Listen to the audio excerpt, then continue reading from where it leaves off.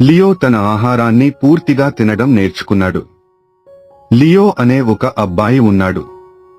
అతను ఎప్పుడూ తన తలంపీలో ఉన్న ఆహారాన్ని పూర్తిగా తినేవాడు కాదు. అతను తరచుగా తన ఆహారాన్ని వృధా చేసి తర్వాత దాన్ని కచ్చరుబండిలో పడేసేవాడు. అతని ఈ చెడు అలవాటుతో అతని తల్లిదండ్రులు విసిగిపోయారు. అతనికి క్రమశిక్షణ వస్తుందని భావించి అతన్ని బోర్డింగ్ స్కూల్కి పంపించారు. బోర్డింగ్ స్కూల్లో లియో భోజనానికి కూర్చోగానే దుర్మార్గులు అతని తలంపీని లాక్కుంటూ ఉండేవారు.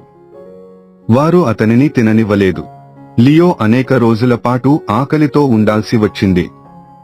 అప్పుడే అతనికి గుర్తు వచ్చింది, అతను ఇంట్లో ఎంత ఆహారాన్ని వృధా చేసేవాడో. అప్పటినుంచి అతను ఇకపై ఆహారాన్ని వృధా చేయకూడదని ప్రతిజ్ఞ చేసుకున్నాడు. కథ నుండి బోధన: మీ దగ్గర ఉన్నదానికి విలువ తెలుసుకోండి, ఎందుకంటే ఒకరోజు అది మిమ్మల్ని వదిలిపోయే అవకాశముంది.